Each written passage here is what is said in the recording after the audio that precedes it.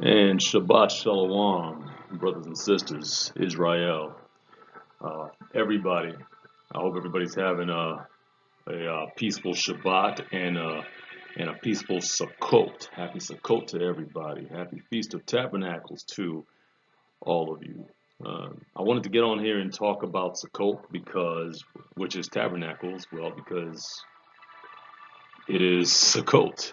It is the time of Sukkot, and I think it's a good time to not only acknowledge it, but to talk about how it's still relevant for us today and how it's still to be acknowledged. Today, you have a lot of thinking in the Christian world that says, well, these feast days have been fulfilled already by the Messiah, by the Messiah's sacrifice. Okay, so while the Messiah's sacrifice was a part of that, was a part of the fulfillment, we are by no means done with the requirements the of the feast and the laws concerning the feasts. All right. So I want to get into that right now. I want to get into that really quick. I want to start off. Well, okay. Before I go to any verses, I want to point out the overarching theme, especially in the Christian world, that it's we're done away with the laws and the feast being part of the laws. When in all actuality, what I want to point out is that we are actually looking forward in this world's prophetic timeline to things that the feast days point out that have not yet been fulfilled. Okay, there are things that have not yet been fulfilled and that we are still waiting on. Okay, I want to point out some things have been fulfilled. I want to point out Pesach, which was pointing to the sacrifice of Yahushua HaMashiach, was done. He was that. He was the fulfillment of the Pesach, and we still keep the Pesach in in remembrance of his sacrifice. He told he told his disciples on what I believe was his last night before he was captured by the Roman army. He said, "Do this in remembrance of me." This was the Pesach that he was referring to. Do this in remembrance of me. So, in other words, yes, the sacrifice has happened. Yahushua, I'm sorry, made that sacrifice, but it doesn't mean that we were to stop doing it because he commanded us uh, to do this in remembrance of him. So what about Sukkot? What about Sukkot has been fulfilled and what has not been fulfilled yet? Okay.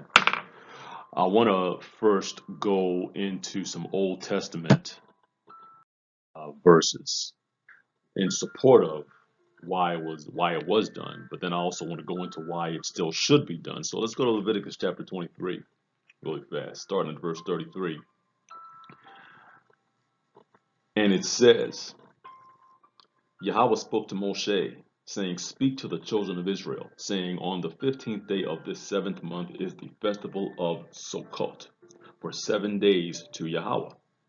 On the first day is a Kodesh gathering, that means a holy gathering. You do no servile work. For 7 days you bring an offering made by fire to Yahweh. On the eighth day there shall be a Kodesh gathering, and you shall bring an offering made by fire to Yahweh. It is a closing festival. You do no servile work.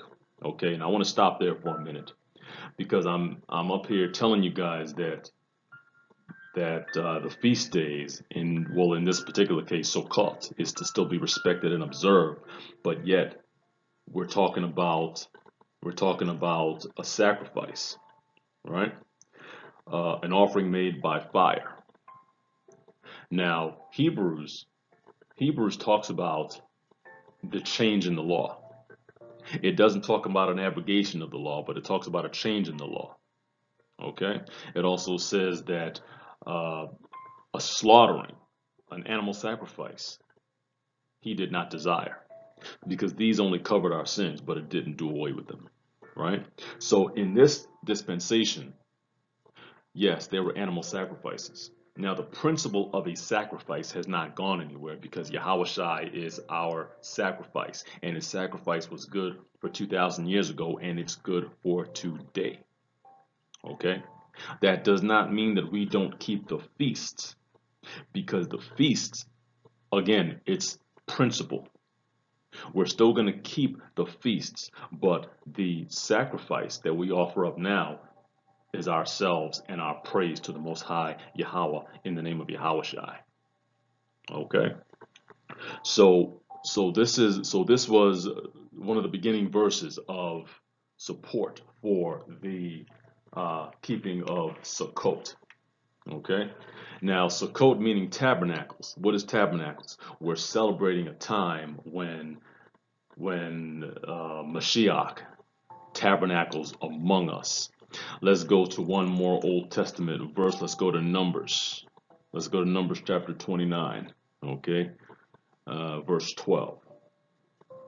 And on the 15th day of the 7th month, you have a Kodesh gathering. You do no servile work, and you shall celebrate a festival to Yahweh 7 days. Now, this is also talking about the same feast, Sukkot. Why? Because at this time they're looking forward to a tabernacling. Now, we're going to see when that tabernacling first happened. We're going to see when Yahushai first tabernacled. Let's turn to Luke chapter 2. I want to go to the Brit Hadashah for a minute. Let's go to Luke chapter 2. Okay? And we can start at verse 1. And it came to be in those days that a decree went out from Caesar Augustus for all the world to be registered, and this took place as a first registration when Quirinius was governing Syria, and all were going to be registered, each one to his own city. And Joseph also went up from Galilee, out of the city of Nazareth, to Yahudah, to the city of David, which was called Bethlehem, because he was of the house of the lineage of David, to be registered with Miriam, who was engaged to him, being pregnant. And it came to be that while they were there, the days were fulfilled for her to give birth. She gave birth to her first son, her first Ben, and wrapped him up and laid him down in a feeding trough. That's actually what it was, because there was no room for them in a lodging place. In the same country, there were shepherds living out in the fields, watching over their flock by night. And behold, a messenger, that's an angel, of Yahweh stood before them, and the glory of Yahweh shone around them, and they were greatly afraid. And the messenger said to them, Don't be afraid, for look, I bring you good news of great joy, which shall be to all people, because there was born to you today in the city of David a Savior, who is Mashiach, the Adon. And this is the sign to you. You shall find the infant wrapped up, laying in a feeding trough. Okay, let's stop right there for a minute. So we're seeing right here the nativity. We all know about this scene, the nativity scene, and we all know this was the birth of Yahushai. This was the beginning of the tabernacling. Okay? Christ was born around the time of tabernacles. We don't know exactly what date that is. We don't want to get caught up in that, but he was born around this time. And this was the first fulfillment of the tabernacling of Yahushai with mankind. Okay? That would not be the last of it. Okay? We know that he came down in flesh, he became weakness for us, so that he could pull us out of this weakness and pull us out of this fleshly, sinful state, to bring us up, to be that bridge between us and the Father, which was lost. Okay, so that's one of the importance of the Feast of Tabernacles.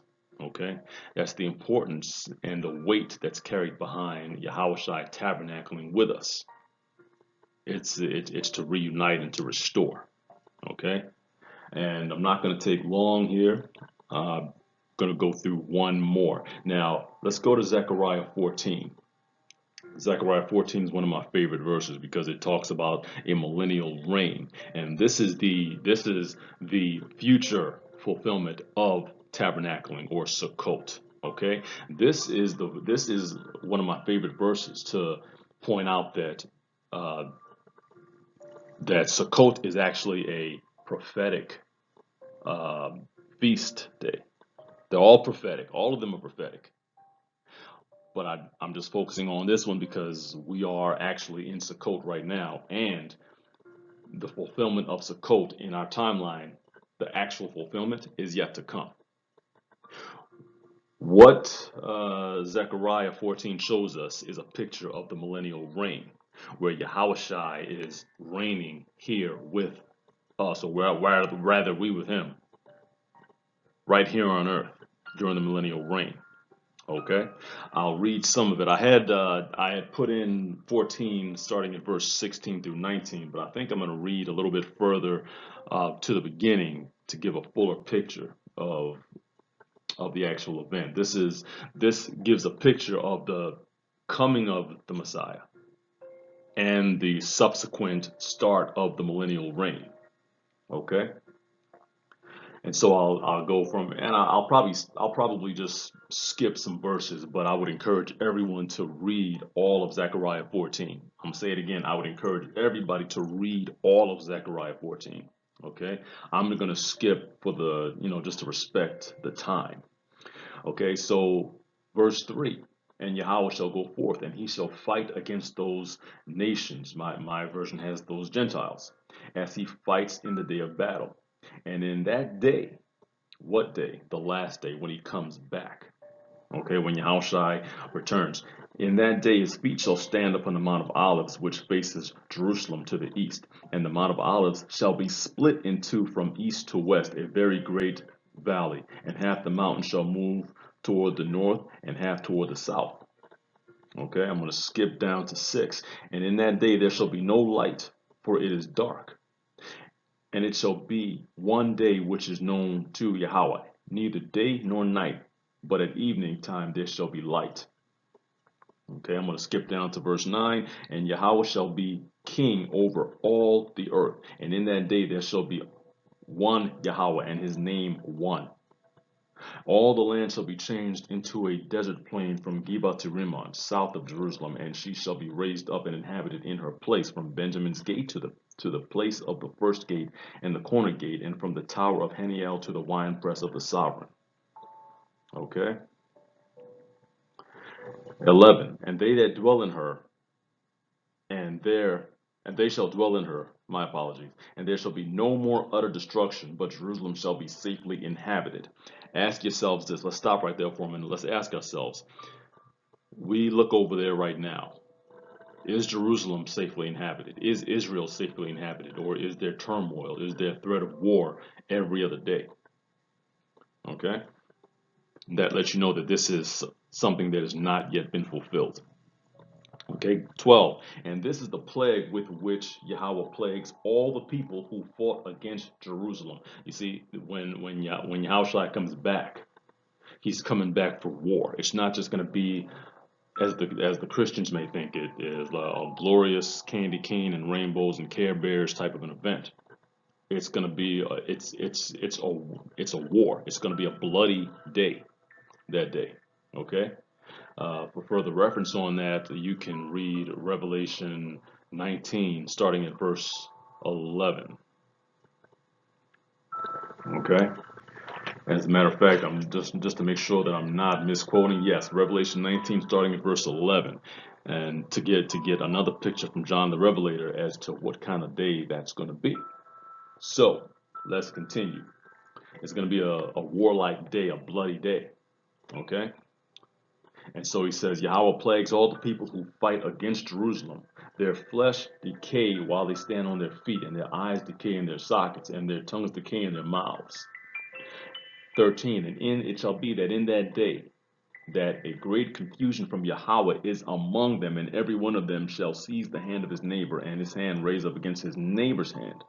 And Yahudah, that's Judah, shall fight at Jerusalem as well, and all the wealth of the Gentiles round about shall be gathered together, gold and silver and garments in great quantities. So also is the plague on the horse and the mule and the camel and on the donkey and all the cattle that are in those camps as this plague. Okay. So we see a lot going on. There's a picture being painted here of that day that starts the millennial reign, that day starting from the coming of Yahushai. Okay, and that subsequent start of the millennial reign. What's happening here? He's coming back to tabernacle among us. This is one of the events. This is the event that Sukkot is pointing to, the tabernacling of Yahushai among us. Okay? And it shall be, now watch this, verse 16. And it shall be that all who are left from among the Gentiles which came up to fight against Jerusalem shall go up from year to year to bow themselves to the King Yahweh of hosts and to celebrate the festival of Sukkot. Okay? And it shall be that if any one of the families of the earth does not come up to Jerusalem to bow himself to the King Yahweh of hosts, on them there is to be no rain. Stop. Why is that so important? Why is that so detrimental that there's no rain? Why is it? Why can't we just I don't know who cares, right? Keep in mind, this is after the coming of Yahushua. The entire earth, the way we know it today, is destroyed. So you don't have restaurants and supermarkets and Pizza Huts to go to anymore. Everything is destroyed. Everything that makes this system what it is destroyed, and it's no more. So at this point, you only eat what you can grow. You eat what you kill. We're going to go back to what's called an agrarian society. Okay? An agrarian society where you eat what you grow. So it's going to be crucial that we have rain. Okay? But here, Yahweh was saying that anyone from the country. See, here's the thing: what a lot of Christians don't really understand, and I think a lot of us don't really understand as well. The aftermath of the second coming of Yahushua is not going to be the way the majority of us were taught it's going to be. There's still going to be people here on the earth. Now, a lot of people are going to be killed off. Um, I don't want to misquote, but Isaiah talks about how the earth is going to be utterly wasted and emptied, and there shall be few men left. So when you look around the world, there's still going to be certain people left, sparse populations of the world left in their countries. And everyone is going to have to come up from their country to Jerusalem to keep the feast. And if you don't, then your country, when you get back there, you get no rain. Well, now when you get back there, if you don't come, you get no rain. And so there's famine. So let's say like if you're living in Brazil, for instance, and you decide, hey, it's the Feast of Sukkot, but I'm not going up. I'm not going to Jerusalem to celebrate. I'm not going to bow to the King, Yahweh. If you decide that as a country, then guess what? Brazil gets no rain. And so you're looking at a famine for that next year. And the death of who knows how many citizens of Brazil during that time. So rain is crucial in an agrarian society where the whole entire earth is going to be an agrarian earth. Okay. And let's go to 17. And it shall be that if any one of the families of earth does not come up to Jerusalem to bow himself to the King, Yahweh of hosts, on them there is to be no rain. And if the family of Mizraim, that's Egypt, does not come up and enter in, then there is none, which means rain, no rain. On them is the plague which Yahweh plagues the Gentiles who do not come up to celebrate the festival of Sukkot. Depending on your translation, you may have tabernacles or booths. Same thing. Okay, so we see a picture of the millennial reign here. We see a picture right here in Zechariah 14 of a future event that has yet to happen yet. And in this future event, the whole world is keeping the Feast of Sukkot. So what does that tell you? It tells all of us that these feasts and the importance of them and the relevance of them have not gone anywhere. They're still here. They're still applicable today in our lives. They're still pointing towards things to come. Okay, so that's where I'm going to end off right now in acknowledgement and celebration of our feast day, the feast of Sukkot.